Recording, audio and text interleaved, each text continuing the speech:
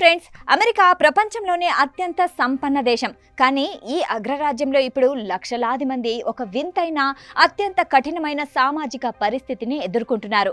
అటు ఎదుగుతున్న పిల్లల బాధ్యత, ఇటు వయసు పైబడిన తల్లిదండ్రుల ఆరోగ్యం, ఈ రెండిటి మధ్య నలిగిపోతూ తమ సొంత జీవితాన్ని, ఆర్థిక స్థితిని కోల్పోతున్న ఒక తరాన్ని శాండ్విచ్ జనరేషన్ అని పిలుస్తున్నారు. తాజాగా అమెరికా సెనేట్ కమిటీ ఈ అంశంపై జరిపిన విచారణలో విస్తుపోయే నిజాలు బయటపడ్డాయి. అసలు ఈ శాండ్విచ్ జనరేషన్ అంటే ఎవరు, వారి సమస్యలేంటి, అమెరికా ఆర్థిక వ్యవస్థపై దీని ప్రభావం ఎలా ఉంది, ఈ రోజు మన స్పెషల్ రిపోర్ట్ లో వివరంగా తెలుసుకుందాం. America senate committee on ageing నిర్వహించిన తాజా విచారణలో చైర్మన్ రిక్ స్కాట్ కొన్ని కీలక గణాంకాలను బయటపెట్టారు. ప్రస్తుతం అమెరికాలో దాదాపు 1.1 కోట్లకు పైగా ప్రజలు ఈ శాండ్విచ్ బాధ్యతల్లో ఉన్నారు.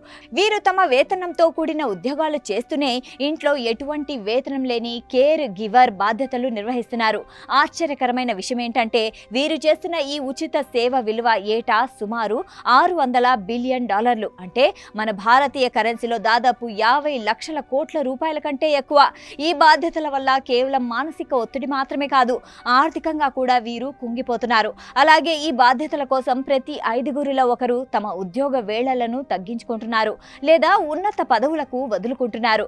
మరికొందరు పూర్తిగా ఉద్యోగాలకే స్వస్తి పలుకుతున్నారు. అంతేకాదు, తమ కెరీర్ మధ్యలో బ్రేక్ తీసుకోవడం వల్ల వీరు రిటైర్మెంట్ పొదుపు, సోషల్ సెక్యూరిటీ ప్రయోజనాలు దెబ్బతింటున్నాయి. ఒకవైపు పిల్లల చదువుల ఫీజులు, మరోవైపు తల్లిదండ్రుల వైద్య ఖర్చులు వీరిని అప్పుల ఊబిలోకి నెడుతున్నాయి. సెనేటర్ యాండీ కిమ్ ఒక శక్తివంతమైన సెనేటర్ హోదాలో ఉండి కూడా తన తండ్రికి ఆల్జీమర్స్ వచ్చినప్పుడు తాను ఎంతలా తడబడ్డాడో వివరించారు. తన తండ్రిని చూసుకోవడానికి ఒక కేర్ గివర్ ను వెతకడం, ఆ ఖర్చులను భరించడం ఎంత భారమో ఆయన స్వయంగా అనుభవించారు. అలాగే మేఘన్ మెహర్ కథ, ఫ్లోరిడాకు చెందిన మేఘన్ కథ మరింత హృదయ విదారకం. ఆమెకు మొదటి బిడ్డ పుట్టిన కేవలం కొన్ని వారాలకే ఆమె తల్లికి క్యాన్సర్ అని తేలింది. అప్పుడే పుట్టిన బిడ్డకు పాలిస్తూనే కీమోథెరపీ తీసుకుంటున్న తల్లికి సేవలు చేయాల్సి వచ్చింది. ఈ ఒత్తిడి వల్ల ఆమె తన రెగ్యులర్ ఉద్యోగాన్ని వదులుకొని తక్కువ ఆదాయం వచ్చే స్వయం ఉపాధిని ఎంచుకోవాల్సి వచ్చింది. ప్రస్తుత చట్టాలు ఈ శాండ్విచ్ జనరేషన్ ను ఆదుకోవడానికి సరిపోవడం లేదని నిపుణులు హెచ్చరిస్తున్నారు. సెనేట్ కమిటీ ముందు బాధితులు, నిపుణులు వీరి కోసం కొన్ని ప్రధాన డిమాండ్లను ఉంచారు. తమ సొంత ఖర్చులతో తల్లిదండ్రులను చూసుకునే వారికి పన్నుల్లో రాయితీ ఇవ్వాలి. అత్యవసర సమయంలో తల్లిదండ్రుల కోసం సెలవు తీసుకున్న జీతం కోత పడకుండా చట్టం చేయాలి. అలాగే ఉద్యోగం మానేసి సేవ చేస్తున్న కాలానికి కూడా సోషల్ సెక్యూరిటీ బెనిఫిట్స్ అందేలా చూడాలి.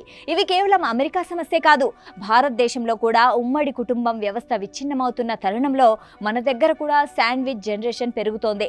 మన దేశంలో సరైన సామాజిక భద్రత లేకపోవడం వల్ల ఇక్కడ మధ్యతరగతి ప్రజలు ఇంకా ఎక్కువ ఇబ్బందులు పడే అవకాశం ఉంది.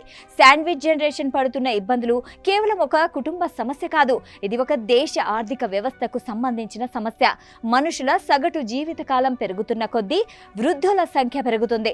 మరి ఆ వృద్ధులను చూసుకునే వారిని ప్రభుత్వం ఆదుకోకపోతే సమాజం సంక్షోభంలో పడే ప్రమాదం ఉంది. అమెరికా సెనేట్ తీసుకున్న ఈ చొరవ ప్రపంచవ్యాప్తంగా ఇతర దేశాలకు కూడా ఒక మేలు కొలుపు కావాలి.